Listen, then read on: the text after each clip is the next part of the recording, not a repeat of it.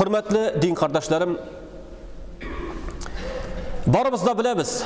Allah subhanahu ve teala bizning bu dünyada özüne ibadet kılır için bar etdi. وَمَا خَلَقْتُ الْجِنَّ وَالْاِنْسَ إِلَّا لِيَعْبُدُونَ Kişilerinin hem cinlerini bu dünyaya bar ettim diye Allah Teala özüme ibadet kılsınlar için. Bir Allah'a ibadet kılu. Ol bizning bu dünyaya kelu bizning asılı. Ama da lakin nindi revişte ibadet kılu. Allah'a ibadet nindi revişte bula. Onun turunda Allah Teala Tebarek suresinde ayet "Ellezî halakal mevte vel hayâte liyebluvekum eyyukum ahsanu amela." Ol ölümni hem tiriklikni bar etdi. Sizni sınar için qaysilarınız ko'rkamroq, izgiroq amel qiluvchilar ekanini sınar için dedi. Qaybir halimler nishik bo'la ol izgiroq aytdilar, agar dagin ol ixloslikqa tayangan bo'lsa, ham Muhammed peygamber olib kelgan dinga, shariatga muvofiq bo'lgan bo'lsa deb aytdilar. Agar dagin biz peygamberimiz sallallohu alayhi va sallamning hadislarına qarasak, hem Kur'an ayetlerine qarasak, nishik bo'la ol ihson ravishida ibadat qilu. Peygamberimiz sallallohu alayhi va sallam bir meşhur hadisinde Cebrail aleyhisselam bir garip kıyafeti yanında kilgeç, Peygamberimiz yanına kilip oturan, sahabalar onu tanımay, hemandan soruyor, nerse ol İslam deyip soruyor, Peygamberimiz cevap verem, nerse ol iman deyip soruyor, Peygamberimiz cevap verem, hem işinçisi soruyor, nerse ol ihsan deyip. Şundan Peygamberimiz ayta, en ta'budallaha keenneke terah, فَاِنْ لَمْ تَكُنْ تَرَاهُ فَاِنَّهُ يَرَكْ İhsan ol. Allah'a Teala'ya şulaytırıp ibadet kılu. En ta'budallah keenneke terah. Sen Allah'ını kurgan şekillidir. Sen Allah'ını kurgan şekilli ibadet kılıdır. Eğer de Allah'a ibadet kılı almasan, فَاِنْ لَمْ تَكُنْ تَرَاهُ فَاِنَّهُ يَرَكْ Bil anı Allah'a Teala seni her daim görüp durur. Yani biz ibadet kılganda şu şeyberge ihtibar etirge tiyişlibiz. Hem eğer degin kişi ibadetinde şu şunlar ihtibar etse, onun ibadeti sıfatlı bula. Rusça etkende kaşistvenli bula. Şuna göre halimler ettiler, ihsanın bir mağnası, ol sıfatlı ravuşta bir işini başkaru. Ibadet iken, ibadetini sıfatlı itip başkaru. Dünya işi iken, dünya işindegin sıfatlı itip başkaru dediler. Yani taharet alasın iken, jirine jitkirip taharet al. Namaz okuysun iken, jirine jitkirip, Allah'a Teala seni kurgan şekilli. Yani Allah'ın qaraşını tuyup, namaz oku. Uraza tutasın iken, her daim şuşu Murakaba sıfatın, Allah'ın qaraşı sıfatın köngülde tut. Eğer de sen şulay işlesen, senin ibadetin sıfatlı bula. Senin ibadetin sıfatlı bula. Hem ikinci mağnası, ol da bulsa izgilik kılu.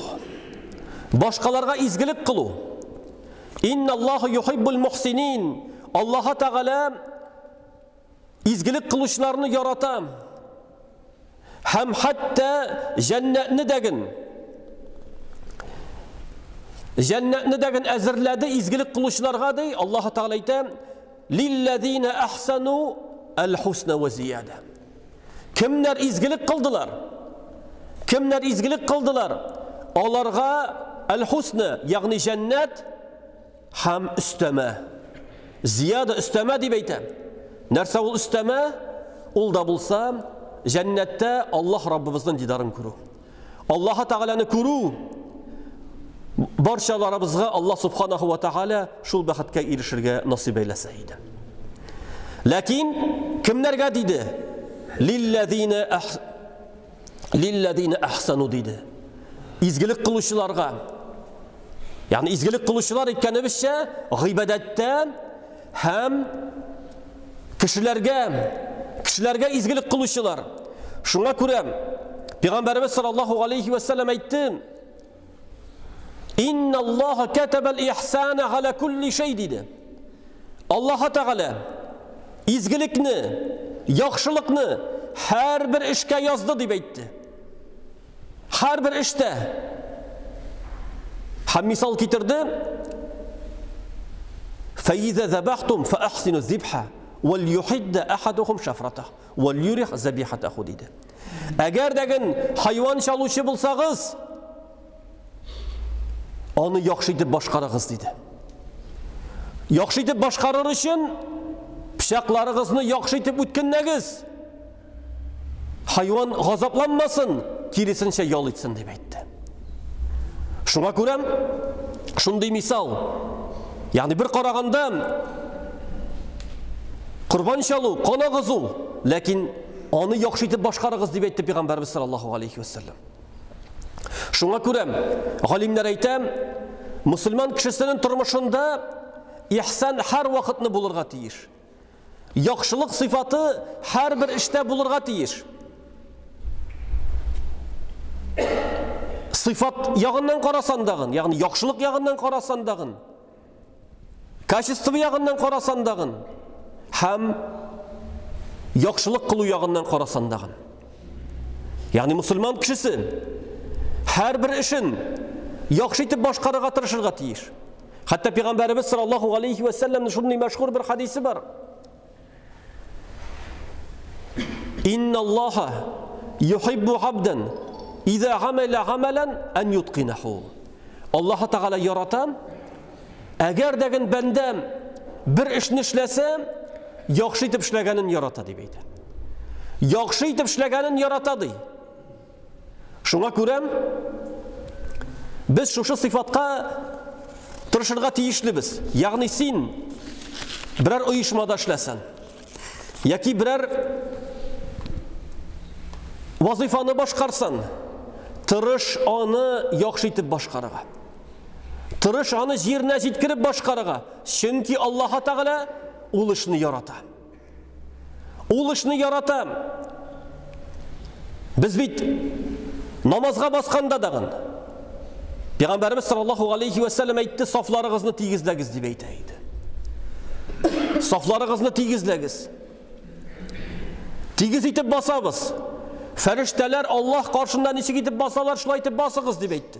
Yaxşı etip. Yani biz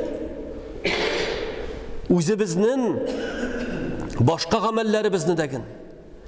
Maşinalarımızını meşitke kilgende, jımgaga kilgende kaldırganda qara. Senin maşinan başka kişiye kımaşa olamayı? Başka kişiye kımaşa olamayı? Yani koyasın iken yaxşı etip, dürüst etip kaldır. Tilesen işik tuktatıp, tilesen işik kaldırıp gitme. Mine bu yaxşı bula, hem bu savaplı bula. Eğer degin sen dünya işin degin yaxşı bulsun deyip işleysin iken sen savaplı bulasın. Hem şulay yok. İhsan turunda söylegende izgilik kılu.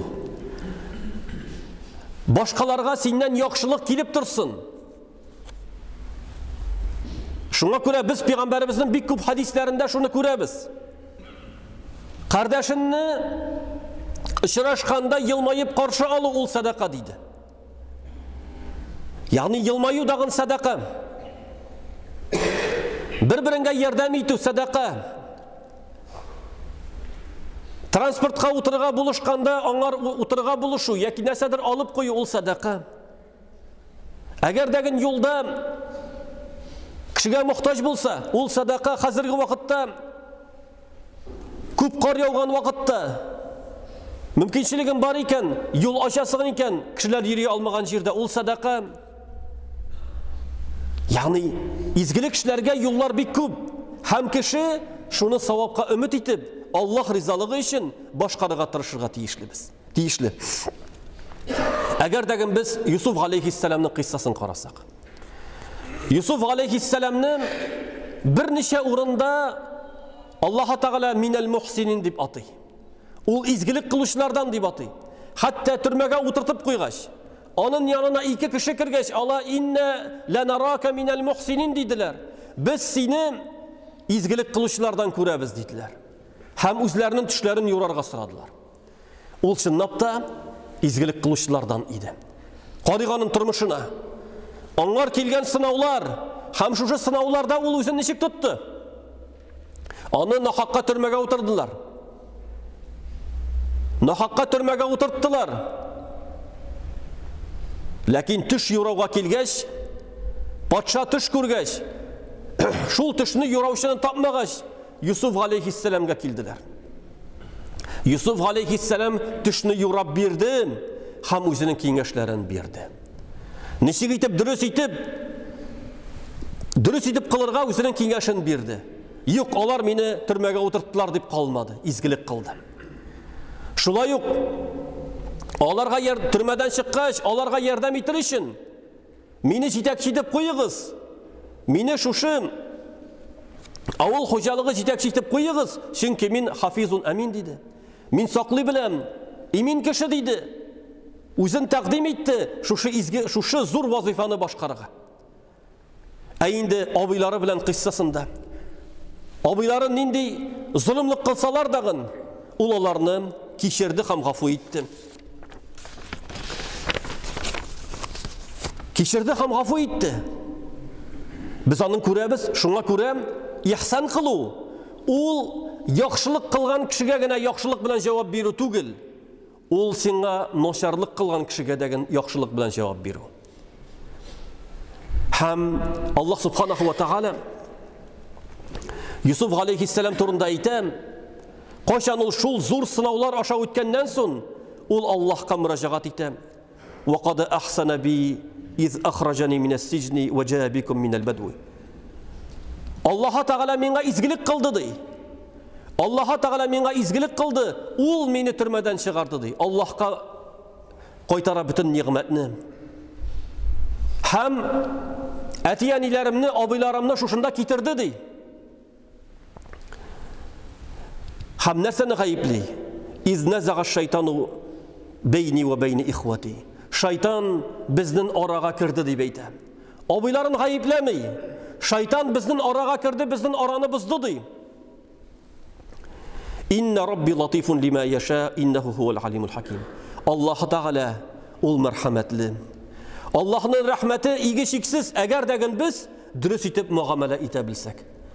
Шуңа күрә ир белән хатын арасындагы булган проблемалар, хөрмәтле дин кардәшләрем. Кемдер хатынын гаепли, кемдер ирен гаепли. Искә төшерик шушы Юсуф алейхиссаламның кыссасын. Берәребезнең хатыны шушының хәтлек Юсуф алейхиссаламга килгән зыянны китердеме? Яки ире шуның хәтлек зыян китердеме?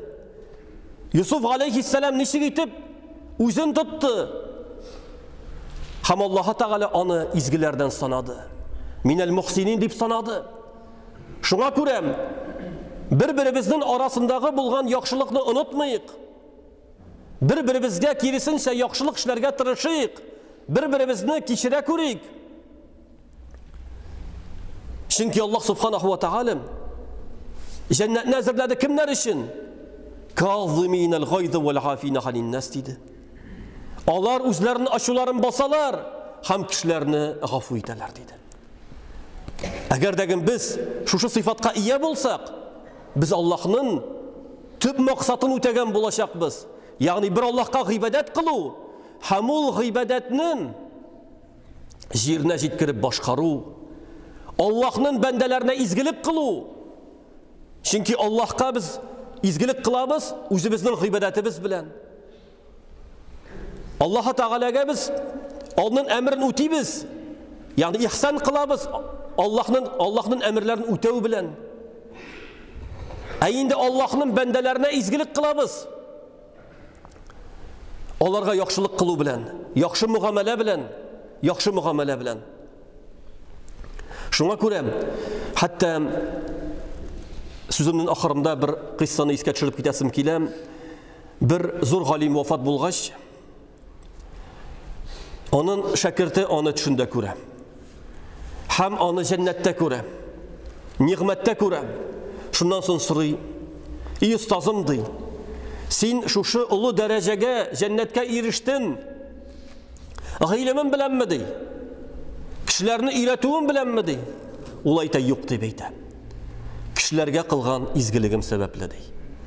"Кешеләргә кылган яхшылыгым сәбәпле," ди. Шуңа күрә, хөрмәтле дин кардәшләрем, барчаларыбыз шушы сыйфатка ия булсак идек. Бер-беребезгә мәрхәмәтле, бер-беребезгә яхшылык күрсәтүчән, бер-беребезне кичерә белүчән, бер-беребезне гафу итә белүчән булсак идек. Барчаларыбызны Аллаһ субханаһу ва тааля шушы күркәм ихсан сыйфатында җыйса иде һәм шул ихсан кылган гамәлләр өчен әҗр-савапларга ирешергә насыйп эйләсә иде. Баракаллаху лана ва лакум фил Qur'анил азим ва нафагани ва iyyakum бima фихи минал аяти ва зикрил хаким. Aqulu ма тасмаун ва астагфируллаха ли ва лакум ва лисаирил муслимин фастагфируху иннаху ал-гhaфурur рахим.